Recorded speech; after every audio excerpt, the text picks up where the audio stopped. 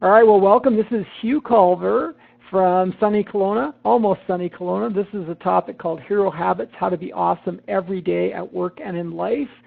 Super excited to be with you here today. We've got something like 270 people registered for this webinar, and as usually happens, they're still going to be coming in as I am talking. This is a 60-minute webinar. It's part of what I do in my work now, where I provide these free webinars for people to enjoy, but also to learn how to be more effective in their work. And I try to stick with my theme, which is to think better, plan smarter, and act now on what really matters. So all of these webinars should be pointing towards that main theme. We use Meeting Burner, which is our platform of choice for running these webinars. And there's a chat box in the bottom left-hand corner, so if you're listening to this live, that's where you can communicate with us. If you chat in that box, we'll be able to see everything, and everyone will see everything. And also Sarah Esch in my office is here to respond as well to your inquiries. So if you didn't catch something that I said, then she'll try, or just mention it in the chat box and ask the question, and we'll take care of you there. If you go in the Q&A box in the top, then that's where it's a private message. Oh, Sarah just sent me a note. So we're now at 273 people have registered, which is really totally cool. You can register for Meeting Burner. We've got a 20% discount on Meeting Burner per month, which is a great deal. And just go to hughculver.com/Meeting Burner, and you'll find that information there.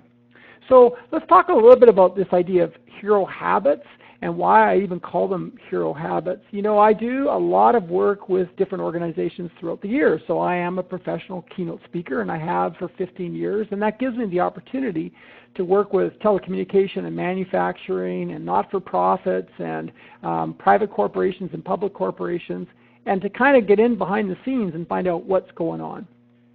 And I would argue that if there's like one theme that's become really, really current that I see all the time in the organizations that I work with and that I struggle with myself, and perhaps you struggle with as well, this is the one theme.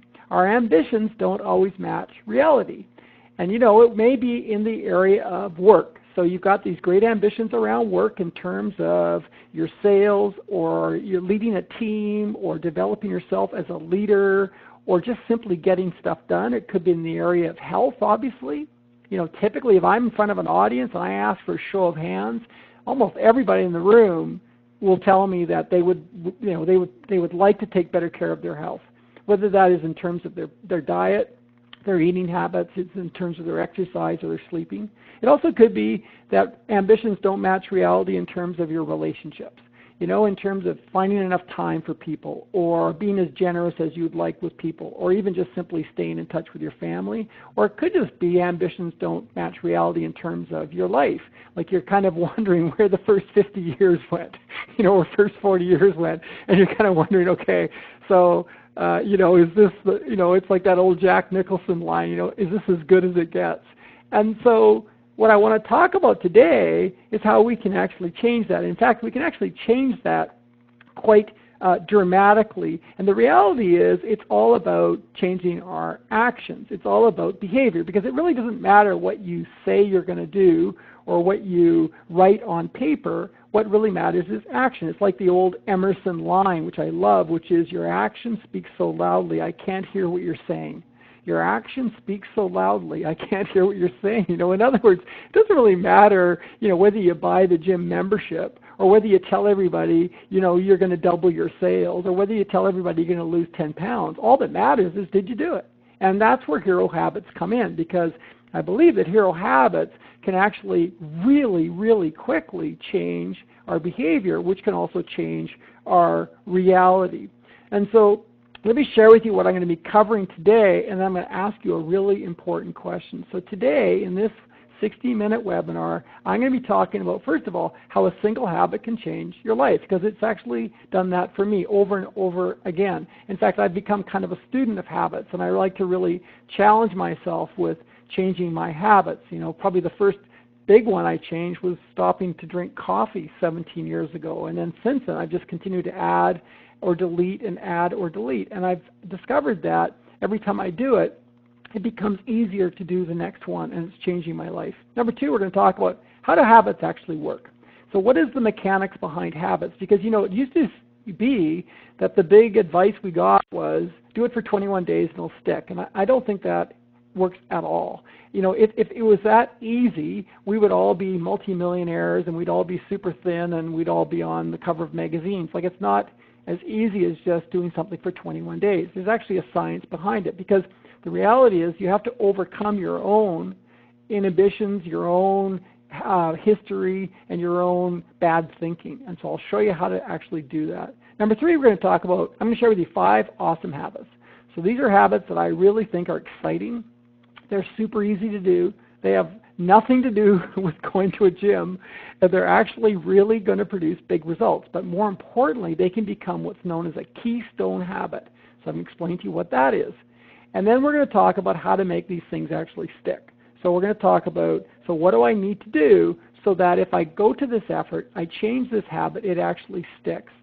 And one other thing I'm going to share with you is at the end, is I want to share with you just a special offer, because whenever I do these webinars, I love doing them for free, right? They're fun. It's a chance for me to put together new material. But the reality is I'm also in business, and I have a product that I think you would really like. And so I'm going to show you today how you can actually save $150 on that product, which we've never done before. So stick around to the end, and I'm actually going to show you how we'll take $150 off the cost of this product for you and basically kind of give it away for you, because we just like to see you use it, because it's a really great add-on to what we're already doing.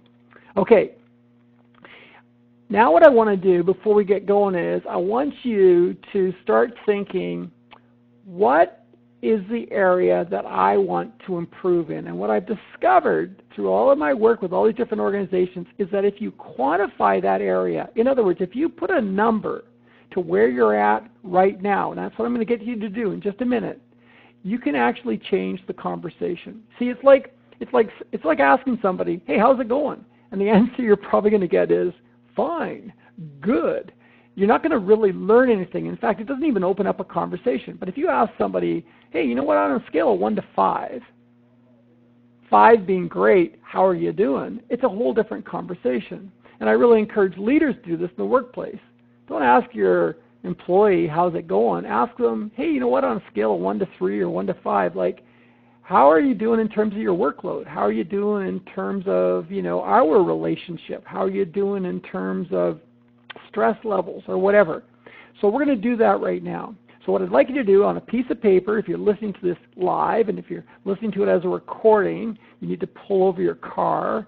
But on a piece of paper, I'd like you to make a list from 1 to 5. So just get ready to make a list from 1 to 5. So write down the left-hand side, 1, 2, 3, 4, 5. Okay, and the first one, I want you to label it enough sleep. And then beside that, I'd like you to put the numbers 1, 2, 3, 4, 5. So that's your little scale, 1, 2, 3, 4, 5. And I'd like you to give yourself a rating. 5 would be consistently good. 4 would be most of the time. 3 would be it's a 50-50 shot in the dark. Who knows? Sometimes yes, sometimes no. 2 would be I do not, and 1 would be it's horrible. So on a scale of 1 to 5, I want you to circle a number. How are you doing in terms of getting enough sleep? Like, that's a great, simple habit for us to start with. So on a scale of 1 to 5, how are you doing in terms of getting enough sleep? Number 2, how are you doing in terms of working from plans? So you may have a plan, but how are you doing in terms of actually sticking to your plan? Do you make lists and then ignore them? Do you have priorities, but then you actually let little distractions take over and usurp those priorities? So in other words, you start your week and you've got your great list for the week, but 10 minutes into the week or by 11:30 that morning, you've already completely messed it up and you now are jumping around checking your emails instead of actually working on what's most important. So 5 would be you consistently do a good job of working from your plans. Not perfect, because there's always emergencies, but most of the time you work from your plans. Okay, number 3, keeping exercise goals. Again, it's not about having a goal, it's about keeping your exercise goals. Are you proud of your exercise goals? Do you build a legacy of success, or do you build a bunch of bad habits? So what are you doing? How are you doing on a scale of 1 to 5? 5 would be consistently good. It doesn't mean you have to be a marathon runner or an Olympic athlete, but what it does mean that if you say you're going to do 30 minutes of walking at a fast pace 3 times a week, you actually do it. Okay, number 4, doing the hardest work first. So this is all about prioritization, but also about procrastination. So how good are you on a scale of 1 to 5 in terms of first thing in the morning doing the hardest work, or during your week doing the hardest work? Like, do you do that, or do you allow easier work to take control? So for example, you mess around on your email, then you find a link and you follow the link, and the next thing you do, you're watching a YouTube video, or you're shuffling paper, or you're making more lists, or what are you doing? Like, are you actually getting to the hard work first, which requires having a plan, but also requires discipline? And finally, number 5, typically single tasking. So what I mean by that is you typically work on one thing at a time until it's complete or it's to a completion point, and then you move to the next task. Now again, we can't do that all the time. Stuff happens, you know. So for example, you know, someone walks into your room meanwhile you're doing something else, right? You know, you stop what you're doing, you turn. That would be single tasking, but sometimes it's unavoidable, right? You've got 3 things on your paper on your desk at once. So, but 5 would be consistently I make an effort when I'm talking to a person to only put my attention on that person. When I'm working on a project, I only work on that one project. Okay, great. Now I'd like you to add up your scores. So obviously the maximum score is 25, and I want you to type your score into the chat box. So what is your total score? So the maximum you could get would be 25.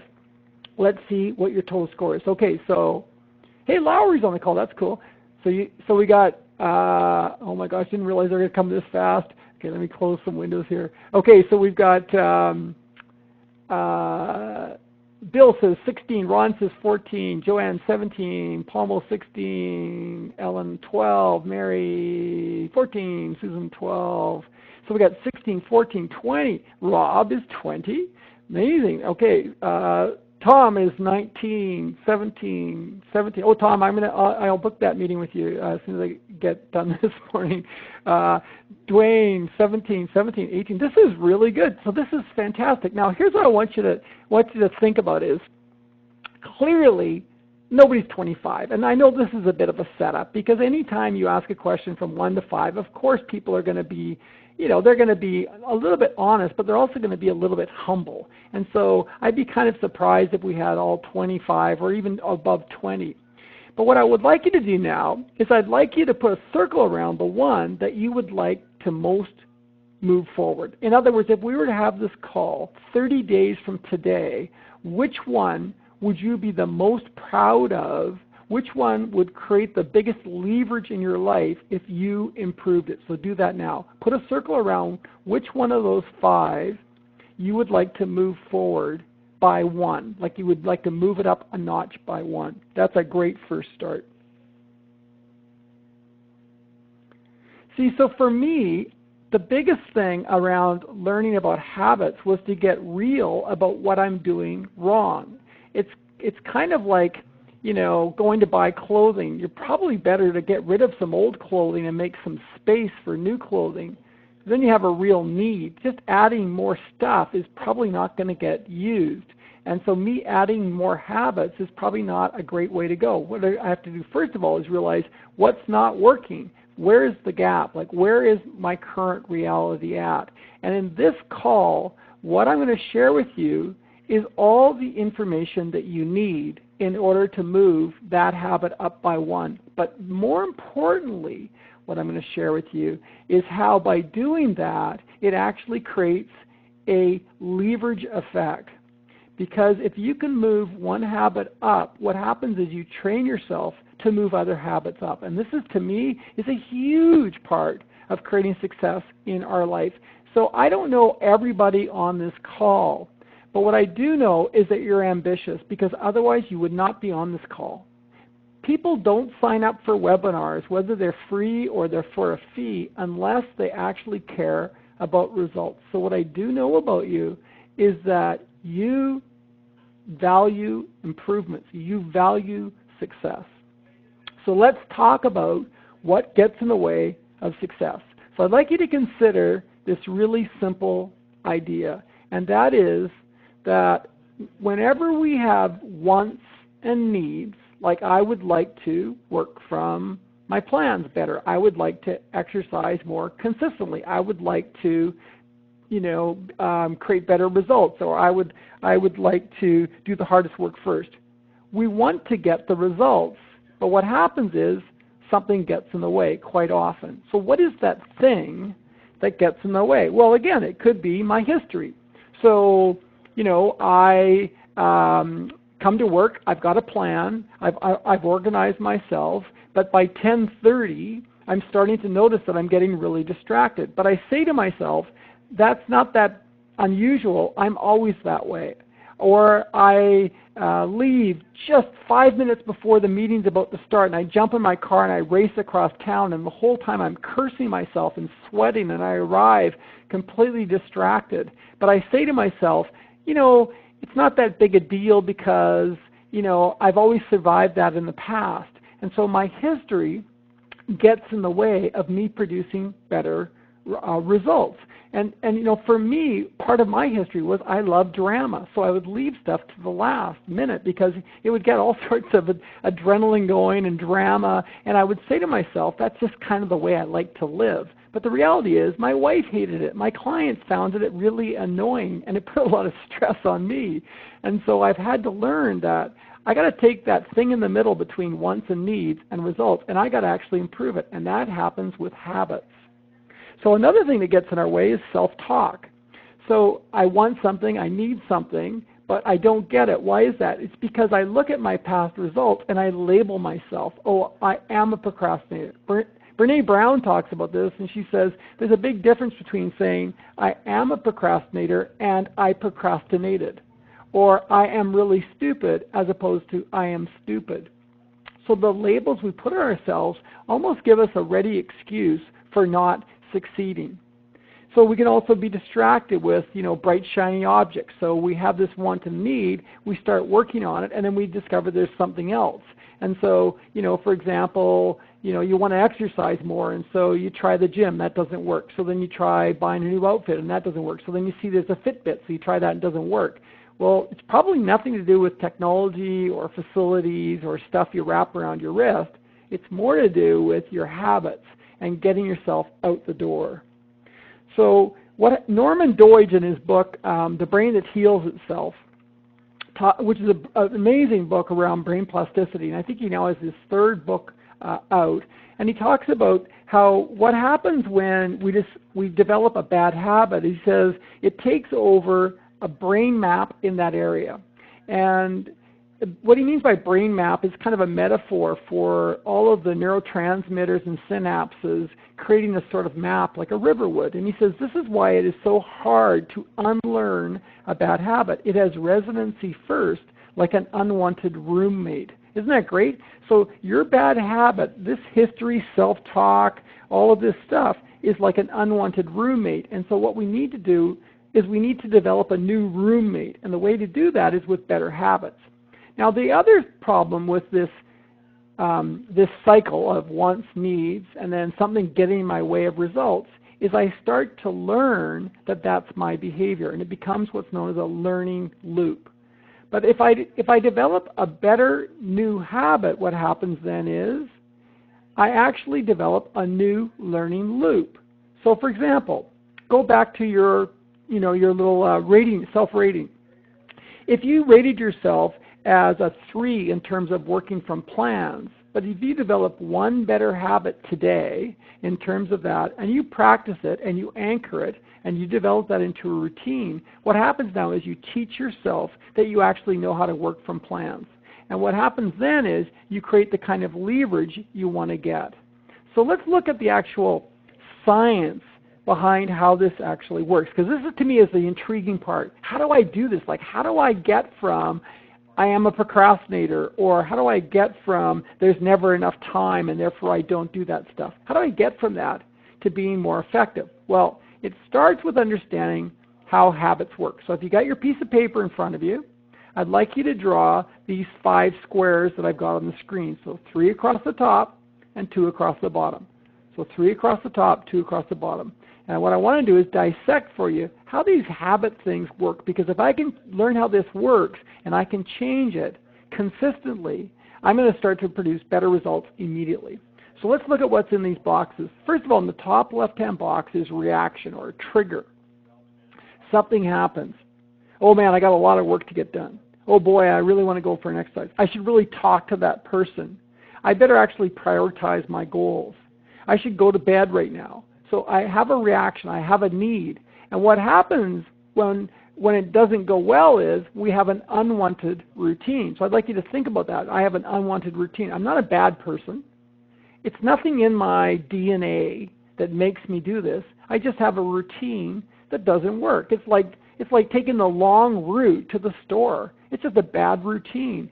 It's like leaving your packing for the trip to the last minute. It's not that you don't know how to pack. You just have a bad routine. But then what happens is you tend to get a reward. Now that's weird.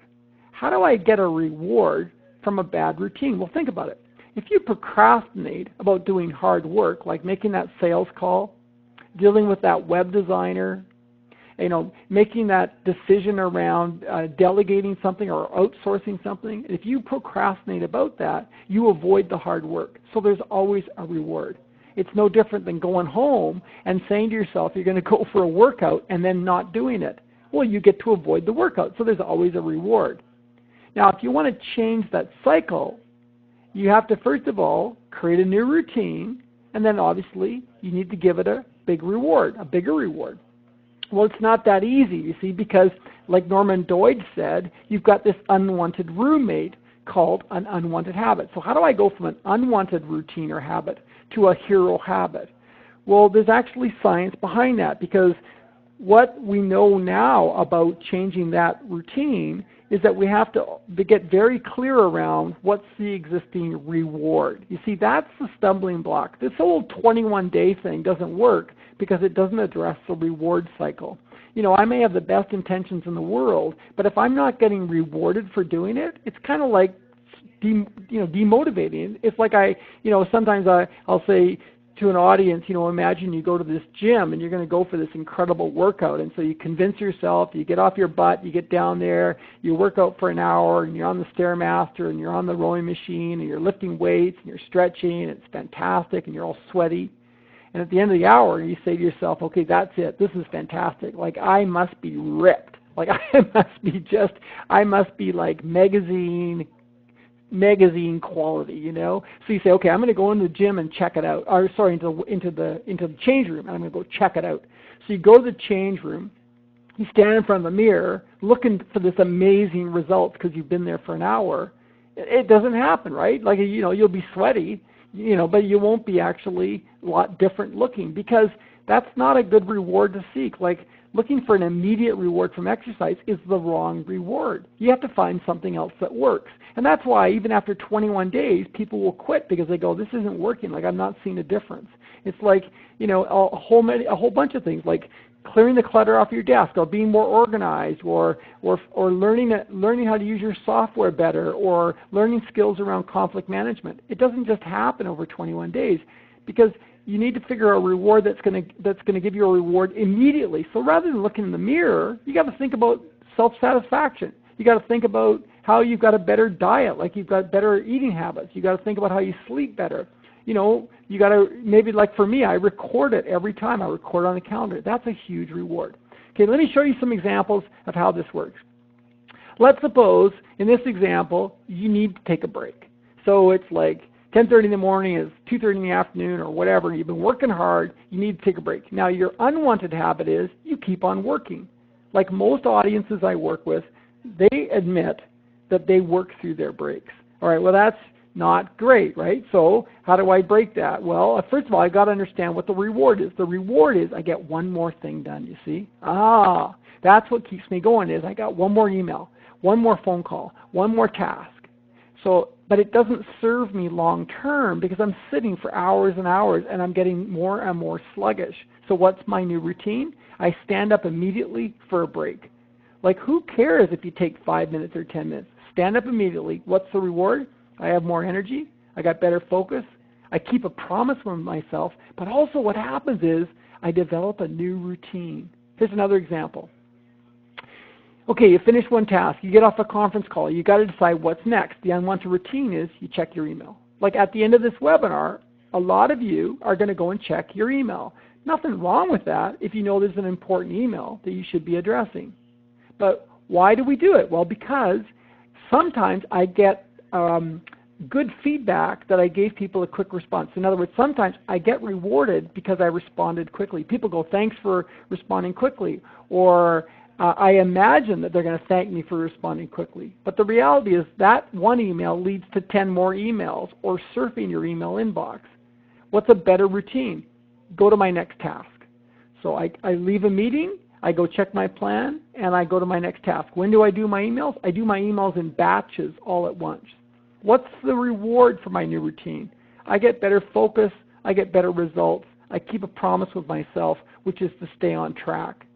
So how do I develop that new habit, that hero habit? I got to get really clear, first of all, around what do I not like and why do I keep doing it? Oh, I keep doing it because it's so addictive to check email. It also means I can take the path of least resistance. I can avoid the hard work. Okay, great. So what I got to do is I got to come up with a new routine and a new reward.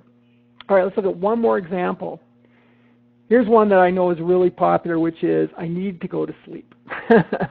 I know I should be hitting the sack, right? And so what do I do instead? I don't know. I get on Netflix, Facebook, TV Ring. I start watching, Duck Dynasty. So whatever. It's an unwanted habit. I end up staying up too late. I'm groggy in the morning, and you know what? You have a really negative net effect on your system. The research is overwhelming in terms of what lack of sleep will do to our system. But I convinced myself I need to chill out. I've worked really hard, and I do that too. Like I like 30 minutes of mindless TV at the end of the day. Like I find that if I can watch some kind of either a documentary or something really funny, it's a great chill out time. But I don't do it for more than 30 minutes. So how do I get from the old routine, hours and hours, or every single day, or even if you want to go from an hour to 30 minutes? Well, what I got to do is I got to come up with a new routine. And one of my favorites is to plan to read for 15 minutes before I go to bed. Okay, how does this work? Well, I say, all right, first of all, I know I want to be in bed by 10 o'clock because then I can get up at 5 a.m. I've got 7 good hours. So my plan is to be in bed by 10, read for 15 minutes. What's the reward? I'm more rested, I'm more alert, and I keep a promise with myself. You see, my overall goal is, sure, I like these habits. These are good for short-term gain. But what I'm more interested in is, can I teach myself that I am a habit keeper? See, I want that kind of self-talk. And then if I fall off the wagon and I make a mistake and I slip up once in a while, I don't label myself as being always that way. I label myself as having made a mistake. So my interest is develop really strong habits, keep going, and then build that habit muscle. And that's why I call it a hero habit. It's not about perfect habits. It's about being a hero in my own life. All right. Oh, Rob is asking, is it okay to read in bed? Well, Rob, it depends who you're with. But yeah, I like to read in bed for about 15 minutes. And to me, it just reminds me of all my years in a tent where, part of my favorite part in the evening routine was after the cleanup and the pots and everything, you crawl into your bag and it's gotten really cold for the night and you put your headlamp on and read. So for me, that's just kind of a magical time of the night. So let's break it down into an actual system here. So how does this actually work? So first of all, I got to understand, why do I get triggered? Like, what makes me do something? Well, okay, so the first thing that happens is I need to go to bed. I need to get some work done. Okay, then the next thing, and this is actually kind of tricky, is what's the reward I currently get? And again, procrastination has a reward. Avoidance has a reward. Once you understand why you do that, it's much easier to create the new routine and the new reward. So again, if you're avoiding something in your life, it's really useful to understand, okay, why am I not talking to her? Why am I not talking to him? Why am I not being honest? Okay, it's because I'm afraid. I don't want to be uncomfortable. I don't want to actually have to, get whatever they're going to throw at me, so I avoid it. Step 3 is new routine, and step 4 is I go into my new reward. So So again, like for me, a big shift has been to understand this reward cycle. Me loving drama does not serve me in my current life. That was great in my adventure years, but in my current life, drama doesn't work well around my house. Drama doesn't work well around my office and with staff. So I need to understand that it's much better for me to plan ahead, new routine, and to have enjoyed the reward of actually being on top of my game and actually being able to cross things off my list. So I'd like you to go in the chat box now, my friends, and I'd like you to type in, if you were to rebuild a habit in your life, in other words, dissect it, why do I do it? What's the current reward of this bad habit? What would be your new hero habit? Go ahead, type it in. What would be your new hero habit?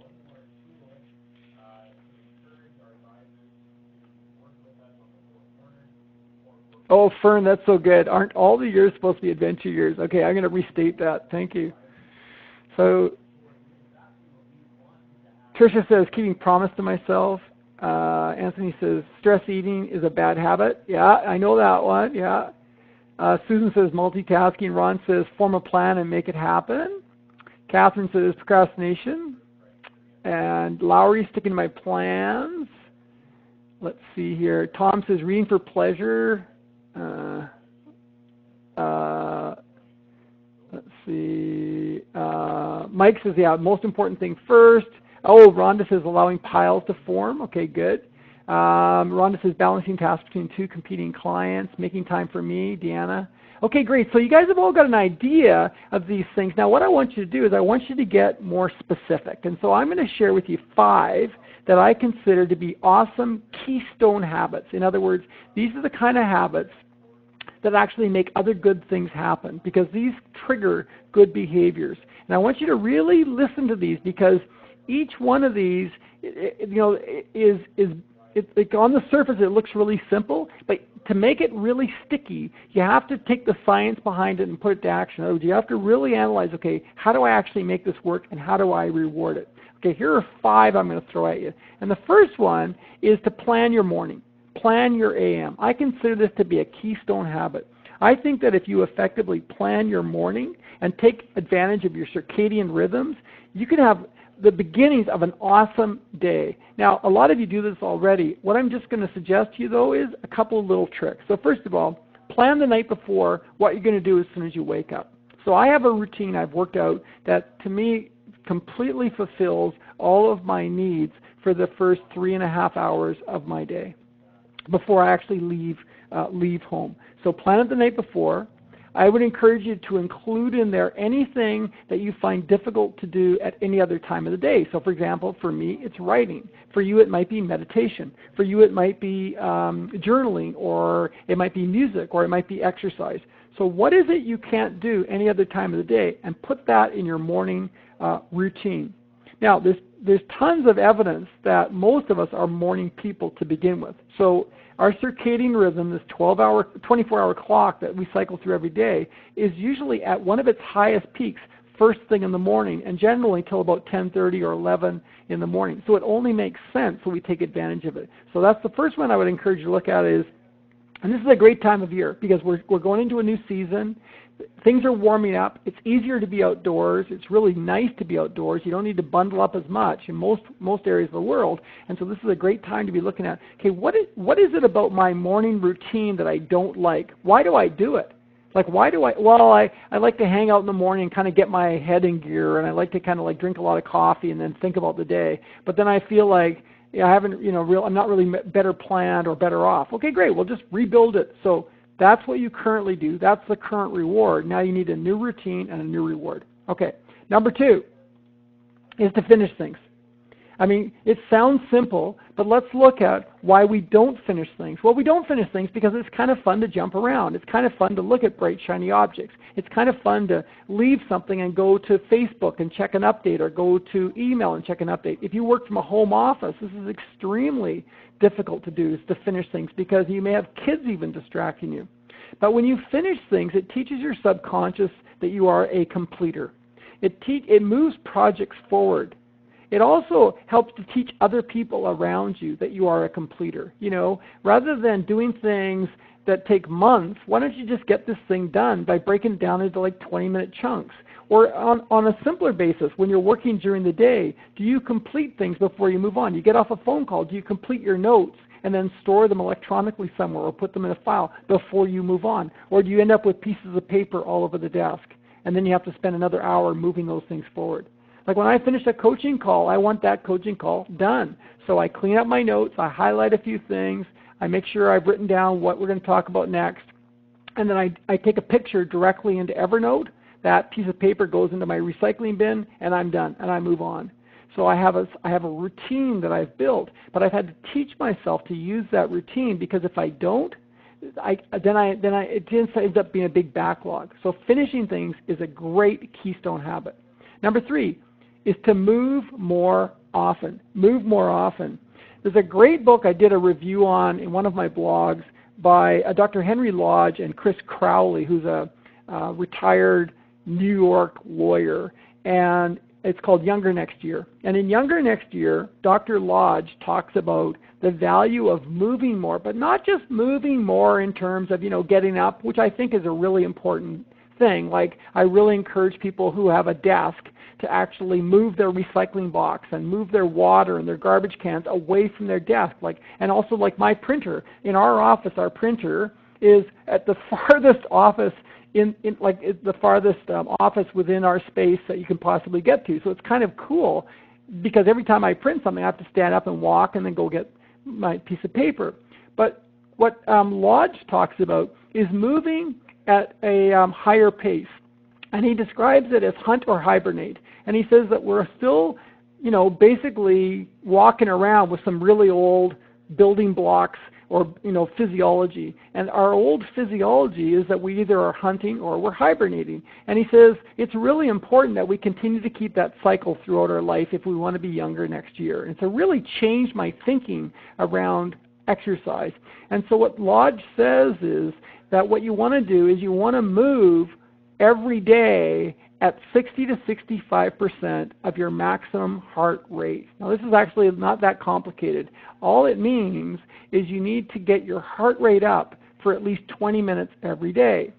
So yes, you need to move throughout the day by getting up and taking breaks, as I just described, but you also need at some point every day to get your heart rate up. Now, it could just be you take the stairs to your office, but it also could be that, like, when you go for your morning walk like I do with my dog, I now just get my heart rate up. So how do I calculate that? It's very simple. You take your age, so whatever your age is, and it's it's 220 minus your age is your maximum heart rate. So 220 minus your age is your maximum heart rate. So you can work that out, and then you take 60 to 65% of that. So for me, it works out to being like 100. So 100 beats per minute, which is no big deal. So I get my heart rate up to 100 beats, which is like a fast walk. You can still talk, but it's a fast walk. And so move more, but also move more and get your heart rate up. Okay, that's number 3. Number 4 is to keep boundaries. And what I mean by that is to keep boundaries with yourself. So, for example, my morning routine is a boundary. Those are times when I'm unavailable. Now, my family's asleep anyway, so that's easy. But when I come to my office, that's another boundary. So when I get to my office at about 9 o'clock until about 10:30, I work on my own. Sarah works on her own, and we just say hi to each other. But the idea is that that's a boundary of time when I need to be alone to get the hardest work done. Fridays is another boundary time. Fridays are a perfect time for me to get caught up on all sorts of work. So that's when I set that time aside. So I don't really take many appointments on Fridays. I basically act like I'm out of town, but it's a perfect time for me to get caught up. So boundaries, I think, what they do is it help you to get work done. They establish areas of the week that you can actually put things into. You can plan on doing projects within those boundaries. But what also happens is I find it lowers my anxiety, because I know that boundary of time is coming up, so I can look forward to it to get more work done. And the last one, number 5, is to practice good old gratitude.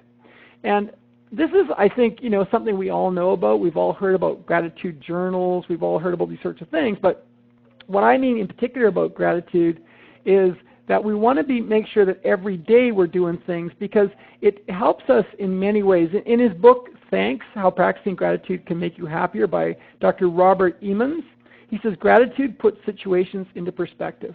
in all the hubbubalub and, craziness of your day, just thanking people or being appreciative in your mind of people or your health or your life or your family, I find really puts things in perspective. It's like every night when we have our family dinner, to me it just brings home why I do the kind of work that I do and why, all of this is worth it. And he also says gratitude helps us to realize what we've had.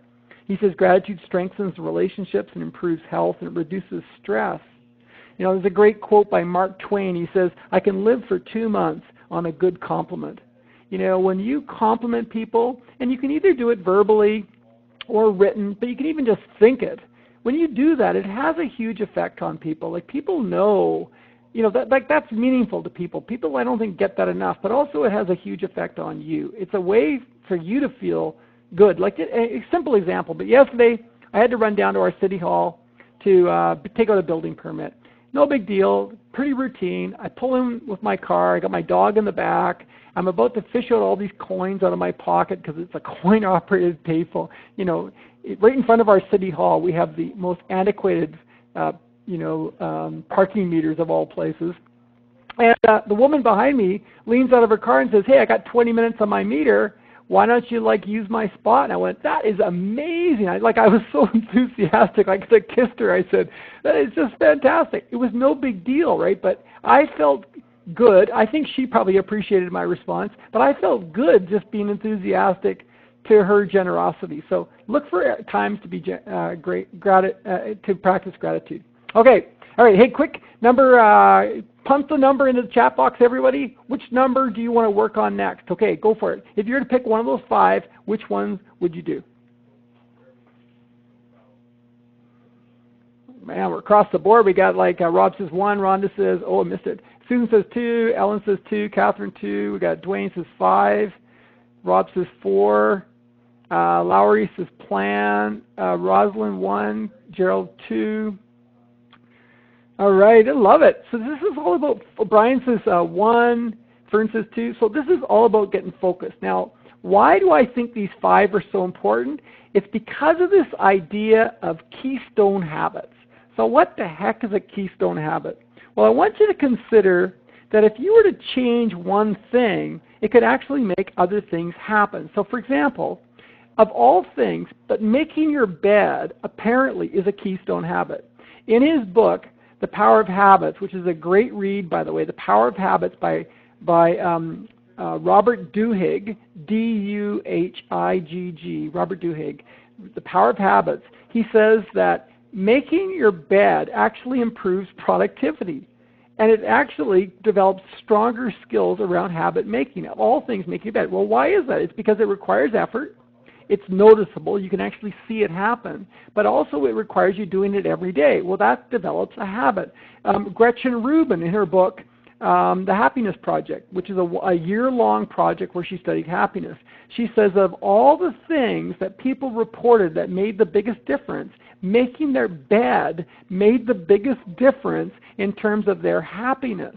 So making your bed is a keystone habit. I believe that those 5 habits that I shared with you can become a keystone habit. If you do those things, practicing gratitude, keeping boundaries, moving more, getting your heart rate up, finishing things, planning your morning, it's a keystone habit. And when you do that, other good things happen. Here's a crazy little graphic I created for you. And let me try this on you. It's kind of like this. Imagine that you've got all these areas in your life where you're not really hitting a home run. Imagine you've got all these areas in your life where it's just like there's something getting in your way. You really want to grow your business.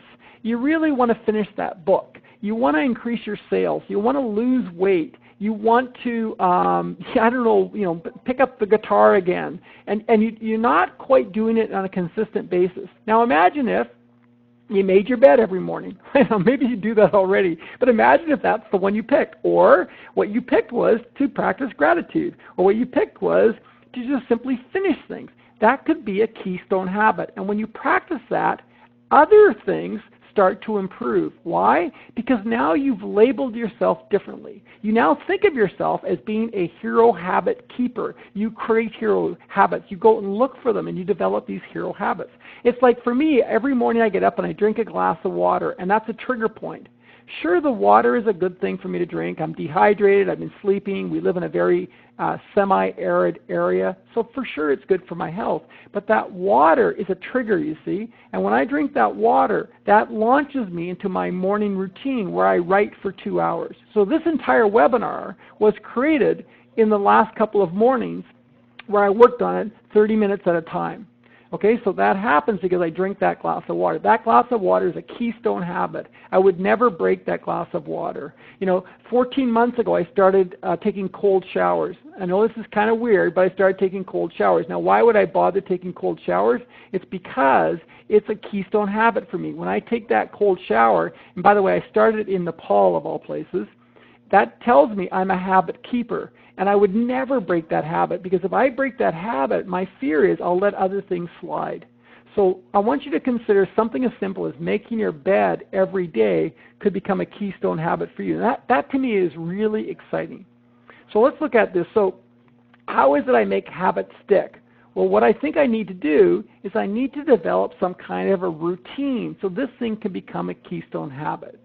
In his book, Essentialism, which is a great read, Greg McKeown, I also wrote a book review on this just a couple of blogs ago. If you go to my website and type in Essentialism or McKeown, Greg McKeown says, design a routine that enshrines what is essential, making execution almost effortless. I love this. Design a routine that enshrines what is essential. So my morning routine is essential. My first 90 minutes at work, that boundary is essential.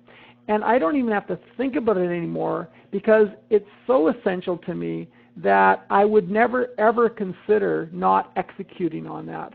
So my question for you is, which is the hero habit that you could enshrine as being essential in your life, that you could make it so essential that execution is almost effortless? Like, which would be the one that you could, like, it's so critical to you because it's a keystone habit, because it's a source of pride, it's a source of other good things happening, that you absolutely know that you need to do it, it's essential, but also that the execution becomes almost effortless. And what happens then is, and this is really cool, is it frees up brain space.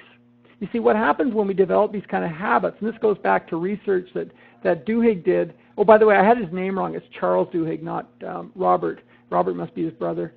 So Charles Duhigg, he talks about how the fact that when you develop these kind of hero habits that are actually effortless, it frees up brain space, and so you can focus on new things. Like, for example, so here's a couple examples. Stephen King, probably one of the most prolific writers of all history, certainly modern history, and certainly in terms of fiction. The guy writes every day 10,000 words, even if he's on vacation. Now, why would he do that? It's because he has to do it.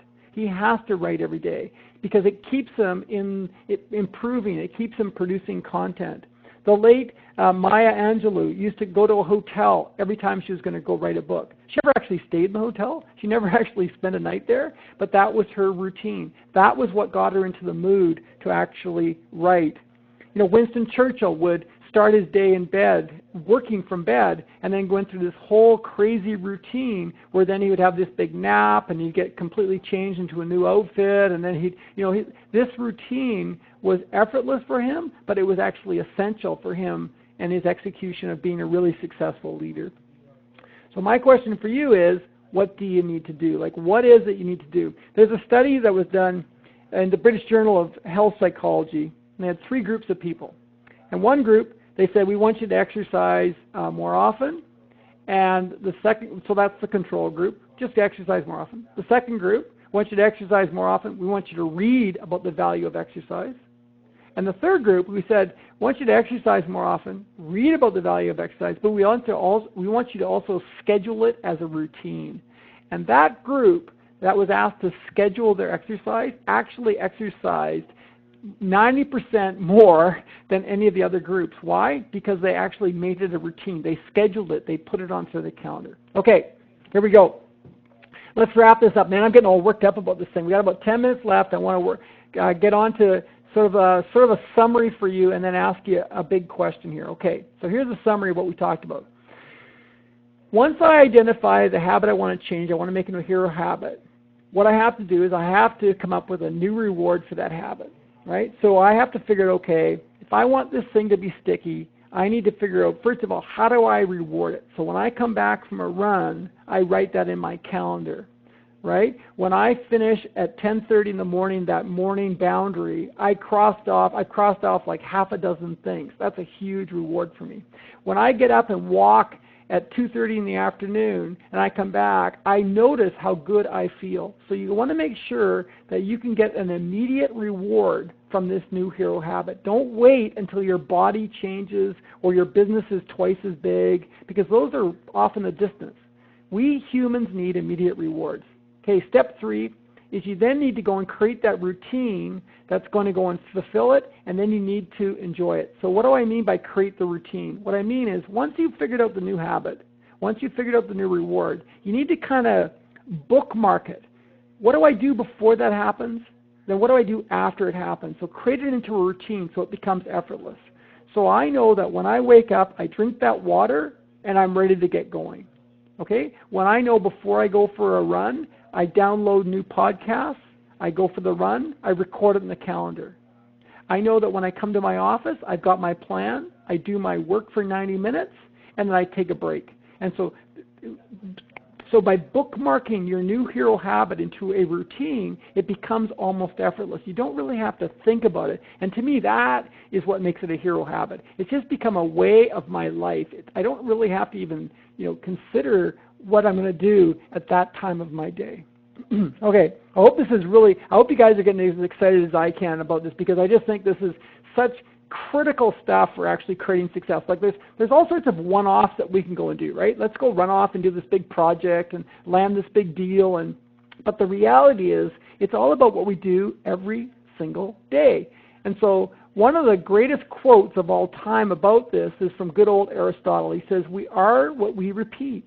And the reality is that everything I've talked about today is what actually makes us what we are. So if you can take one habit and you can actually make it into a hero habit instead of what it is now, it actually can change, in fact, who you are. And the reality is that people are out there kicking butt in your circle, whatever work that you're in, whatever life that you're in, like they're kicking butt because they actually, not because they have some kind of education or even more experience, but because I think they've developed really hero habits. They've got a way of showing up, they got a way of getting stuff done that just makes them absolutely unstoppable. And the cool thing is that that's available to all of us. So all of us can actually get that happening. We just need to understand, what is it we're doing now that's not working? That's that 1 to 5 scale. Where am I at? Next is, why am I doing it? Like, what's the reward? Like, why do I keep doing this? Like, why do I leave this till the last minute? Like, why is it that I avoid these sorts of issues? Why is it that I make plans and I don't follow them? Then step 3 is create that new routine. So what is this new routine that I can do? And again, you can just start with those 5. Plan your morning, finish things, move more often, keep boundaries, practice gratitude. Get that new thing going, and then make it a hero habit that's a keystone habit so other good things happen. All right, so hey, let's go into the chat box. I got a question for you right now, because I can see lots of people are chatting away, which is fantastic. I'm so glad that Sarah's on here so she can pay attention to this. Here's my question for you is, so I've been rambling on here with your input, for going on about 55 minutes, something like that. And now, what I want you to share with me, though, is, what is it? You've told me the kind of habits that you want to change. You've told me, of my list of 5 hero habits, you told me the one you want to pick. What I want to know is, what is it that you're going to do to make it stick? So what is a reward that you can give yourself by actually keeping that habit? So for me, I look for instant gratification, man. That's where I'm at. So me marking on my calendar my workout, me feeling good after a break, whatever it is, tell me in the chat box, how can you reward yourself for your new hero habit? Let's see here. So Mike says, lower my blood pressure. Yeah, I'm with you on that. So yeah, Rob says having it visual on a calendar is awesome. Mary says keep a win list. Oh, that's a great idea. Tom says check off the box. That's huge, right? So if you love crossing stuff off, I really encourage you to break things down so you can do that more often. We've got lower my weight. I've got a win list. Yeah, checking tasks off in red ink. Yeah, or big, like get a big Sharpie. Is it Prashant says, I started Don't Break the Chain. This is a Jerry Seinfeld idea, which is Jerry Seinfeld famously said that every month on his calendar he puts a big red X every day that he works on new material, and then after a few days it starts to form a chain. And his line is, don't break the chain. Lowry says, going sailing. Yeah. Suzanne says, seen an increase in my steps on my pedometer, which I record every day. That's really cool. PV says, use great software for tasks. Yeah, so here's the deal is, if you enjoy instant gratification like I do, then the trick to these new habits is to make sure that you build that into your routine, right? So you build it in so that you don't even have to think about it. It becomes this effortless routine. All right, thanks for that feedback. Now, a couple of quick announcements. So if you enjoyed this webinar, I have another one coming up, which is on Wednesday, April the 8th at 12:15 Pacific Standard Time, 3:15 Eastern Time. And this one is, I'm doing this for the very first time. We're going to go behind the scenes, and with Sarah's help here in my office, we're going to show you how to make your webinar stand out and get registrations, how to complete from A to Z the design process that we go through every single webinar, 7 things you must avoid doing on the call. Hopefully I didn't do any of them today. And 5 ways to get people involved and get them ready to act on your offer. So if you want to join that, it's absolutely free. That webinar is happening Wednesday the 8th, so you might want to mark your calendar. Watch for your invitations. The box is not up yet to register, but it will be up by the end of this week, actually. And so you can make sure you register for that. That would be a lot of fun. Also, I did mention that we have our Time Freedom Formula program, which has been very well received. We've now got a couple hundred people using the Time Freedom Formula. It's a completely online video course that I've created that in 7 days walks you through my entire time management process. And it also includes hero habits. And so it's 15 minutes per day for 7 days, and you'll know exactly what you need to do to actually be much more effective with your time. It's a really powerful program. We've designed it in a really cool way, so it's really easy for you to take. And we're getting great feedback on this program already, even from my friend Lowry, who's on this call, is on there. So people are seeing that it produces really great effects. And the cool thing about it is that you can take it on your own schedule. And it's a wonderful way for you to learn exactly how I manage my time more effectively, also how you can change your routines and to develop better habits and better systems. So normally this program is $197. That's actually what I sell it for when I present live at keynote presentations.